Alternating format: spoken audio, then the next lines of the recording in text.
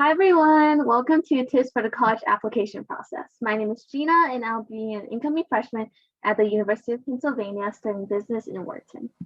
My name is Lina and I'm an incoming freshman at Columbia University majoring in computer science and mining in land.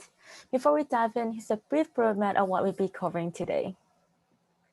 I'll cover the timeline of the college application process, different types of applications, and some organization tips. And I'll be telling you a little bit more about the Common App, the deadlines, the activity sections, and some other tips as well. Our hope is that this presentation will help give you the tools to tackle your applications with confidence and feel prepared to start application season this fall. And for the younger students, I hope this time can help you feel better prepared for when you apply to colleges later your senior year. To start us off, I'm going to cover some tips for staying organized in the college application process. First, I would suggest using a way to keep track of all of your informations. Although there are some varieties across the different types of applications, there are a few main components that remain consistent. Most applications will ask you for your school information, GPA, courses, honors, awards, test score, activity descriptions, and essays. I recommend putting all this information in one place so it's easy to keep track of and copy and paste it into your applications later on. Depending on your preferences, there's several ways to stay organized, and here's a list of tools that I have found personally helpful. Google Sheets on Calendar can help you to keep track of deadlines and plan ahead appropriately. Notion is an all-in-one workspace for notes, tasks, etc. For essay, I recommend creating a master to-do list of all your essay prompts to help you keep track of similar ones. Recycling essay will help save you a lot of time. I also recommend creating a Google Drive folder to keep all of your writing and necessary documents. You can also create a college application portfolio on Google Docs or Notion, or even Word to keep track of all your information. Here's an example. Next, I'm going to cover some tips for the overall college application process. In our resource page that we share at the end, I include a more specific breakdown of what you should be doing each month. But here, I'll just be going over some general tips. During the summer, I would be focusing on researching colleges that you're interested in. You can reach out to current students and alums, check out their sites and Reddit threads, or even apply to fly in. They essentially completely pay for a trip to a college for you to get a feel of what they offer and experience life on campus. They're competitive though, and the deadlines are usually in the spring before your senior year. But there's an excellent way to see if your school is a good fit for you. I would also focus on narrowing down what you're looking for in a college and start making a list of one that you want to apply with the application deadlines. Next, I start making a brag sheet, which is a list of activity and accomplishment you have done throughout high school, for teacher recommendation and for your activity section. Lastly, I brainstorm potential essay topic and look over the past year's supplementary essay, prompts, and sample essay from your colleges. In the fall, I would focusing on first start your essay thread. These take a lot of time, and the more people who read it, the better. So make sure to start early and ask for feedback from mentors, teachers, friends, and counselors. Asking teachers and counselors for recommendations and let them know a specific deadline early on, and give them at least 3 weeks of notice. Third, you should start filling out your applications early. Most early actions and early decision applications are due October to November, so make sure to start as soon as possible. I also recommend starting to research scholarships starting later fall, since many have deadline at the end of the or in the beginning of the year. There's a lot of free money out there, so the earlier you start looking, the better. There are also other materials to consider that may need to be sent to colleges directly, such as transcript, teacher recommendations, and test scores. I recommend keeping track of these deadlines and setting them in earlier, the better. With the timeline laid out, I will now go over some tips for the different types of applications. There are 4 primary application platforms: Questbridge, Coalitions, Common Apps, and school-specific. For Questbridge, this is primarily for low-income, high-achieving first-generation recent students, and the application process is a bit lengthier. I would recommend it if you fit the requirements, since it allows you to fully capture your story and award you a full scholarship to a school you get matched with. Coalition and Common Apps are the standard applications that most will use to apply to colleges. One thing to note is that if you're low income, you can get a fee waiver from both. The Common Apps do cap the amount of school you can apply to at 20, while there's no limit for the Coalition. Lastly, your school-specific apps, like the UC app, will apply directly to the school website. The UC app has similar requirements to the Common App with some slight variations. One important update is that for this year, UC will not consider SAT or ACT test score when making admission decisions or granting regents or transfer scholarships. You can submit test score though, and they may be used to determine your eligibility for the California statewide admission guarantee. Due to COVID, many schools have waived the testing requirements, so please check to the updated info on the specific college website. Thanks for sharing, Lena. Love your tips. Next, I want to share some tips about the different deadlines. The main four are early decision, early action, restrictive early action, regular decision, as well as the scholarship deadlines and rolling admissions. Now, these three deadlines can be a bit confusing, so I'll be breaking them down a bit. But basically, you get early decisions, but they have early deadlines. The main distinction for early decision is that it's a binding commitment. If accepted, you must attend that school, and you can only apply to one school as early decision. You can apply to as many schools, early action and regular decision, but if you're to be accepted at your ED school, you must withdraw all other submitted applications, regardless if there is a decision, and enroll in your ED school. When filling out your applications, choosing the ED option, your parents will be required to sign an ED agreement. Some pros with this option are that you get a decision early in December to February. So if accepted, you have less applications to deal with. There's also a higher acceptance rate, and you only have to worry about your first semester senior grades. Some cons are that there's less financial aid, the earlier deadlines, and most applications are usually due around October for this, and meaning you gotta really be on top of those teacher recommendations earlier.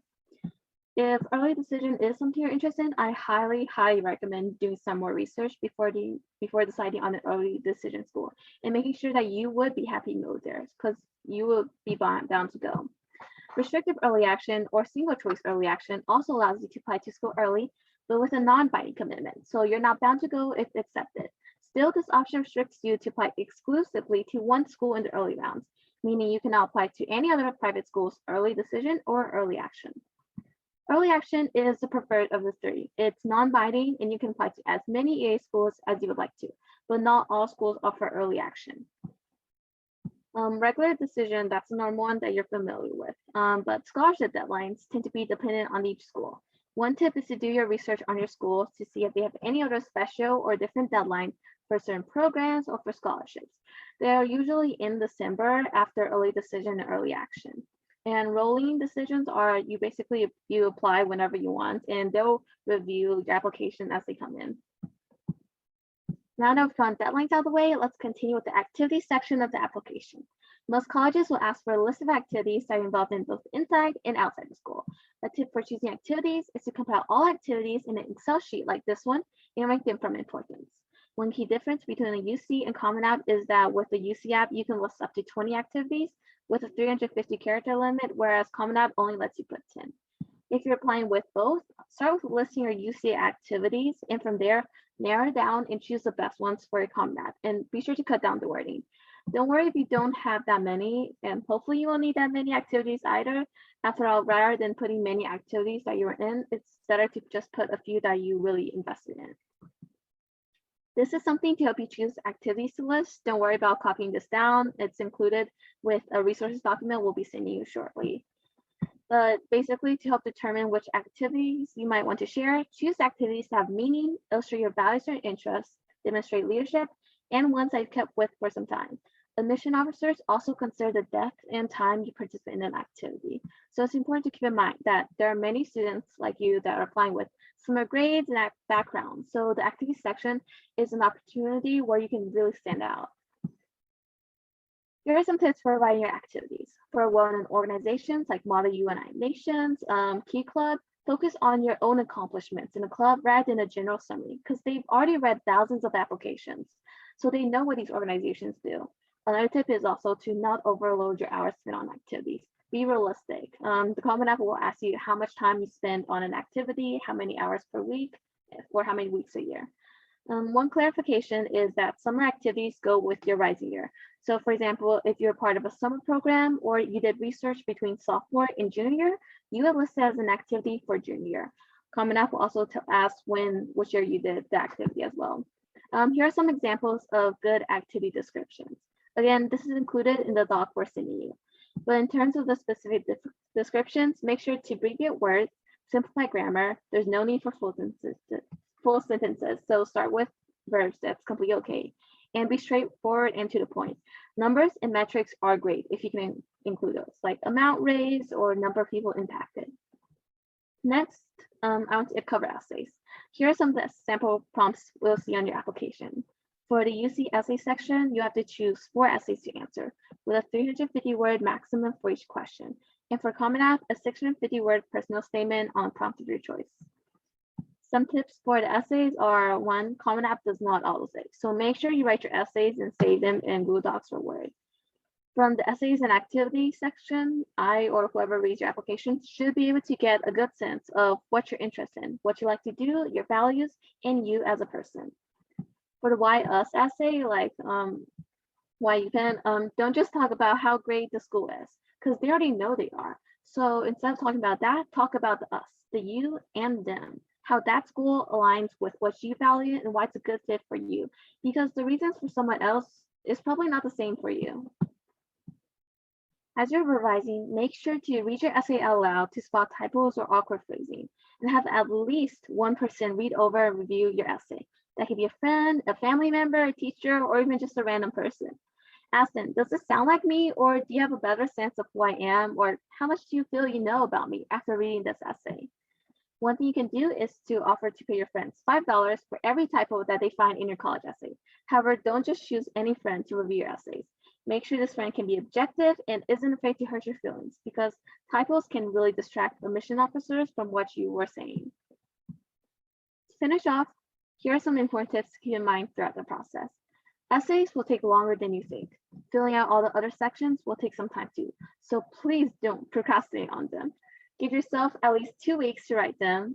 That way you have time to have others give their input and fix it.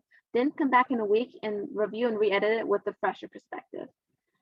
Next, know your word limits and character counts, and be mindful of the format when you copy and paste your essay and activity descriptions into your Common App, because it will be bolded, so you have to unbold and you have to manually indent or space your paragraphs. Lastly, show demonstrated interest. Email the admissions officers in charge of your region and ask questions, because they could potentially advocate for you. They've been asked to set up a quick Zoom meeting and get to know the school better. Attend events, webinars, college panels, or whatever is offered by your school. Your school offers so many opportunities, so really be sure to research for them and even check out their social media accounts. And for any events or webinars that you attend, keep track of when you attend them, because Common App will ask that. And reminder that the Common App opens tomorrow, so make sure to create your account. Remember, you've got this, and we're here to help in any way. And now we'll open up to Q&A. Thank you so much, Lena and Gina. I think, yeah, as you guys were sharing, a couple people asked some questions. So yeah, Jina just shared out the resource doc. So that has like a lot of good resources, scholarships, spreadsheets, etc. But I think Vivian had a question. Maybe Gina, you can answer. If you did a lot of extracurriculars in the past, but you're doing less now, will that affect your chances? No, like there's also the additional information section in your activities, in your application. So if you're worried about like not doing line enough, that's actually an area where you can explain why like you're not involved as much, but it shouldn't impact your admissions much at all, because they also understand with, you know, with COVID, your activities probably change, and that's completely normal. And yeah, like same thing with me, like I was in a bunch of activities freshman and sophomore year, but like later I realized which ones I really liked, so I did less. Somebody else asked, would you put activities that were impactful but you didn't do for more than a year? So maybe like an internship or maybe like a summer program. If they were important to you, like you felt like you really learned something, they were like really like just valuable to you, then yeah, for sure put that in there. Maybe Lena, do you want to answer, when's a good time to fill out FAFSA, or do you need FAFSA for merit-based scholarships? Yeah, so the FAFSA open in October, and most school will not, we require them before the actual deadline, or they will have a grace period when you can send them about a week afterwards. So I would recommend filling the FAFSA and the CSF profile and get them out as soon as possible. Optimally in October, so you can just worry about them. You don't have to worry about them later, and you could just send them to colleges. And yes, you didn't need merit, the FAFSA from some merit-based scholarship at some school, but since it's merit-based, not a lot of school will require FAFSA. So please check on your specific school that you're applying to. And somebody else asked a question, should they maximize the word count for activities, I think? Jina? Activities, definitely. Like, definitely maximize that. So try to reduce like any of the excess words, like don't use full sentences because you will need that space. You'll be surprised how little amount they'll let you put in there. So definitely maximize for activities. For essays, that's really dependent on each person, how much you think you need to convey whatever you're telling. Great. Last question, maybe test optional or submit test scores?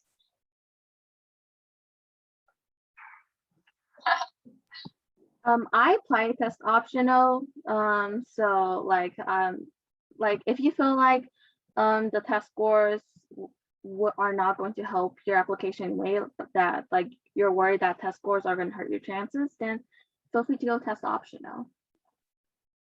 I don't know about Lena, if you want test optional or not. I personally submitted my test score.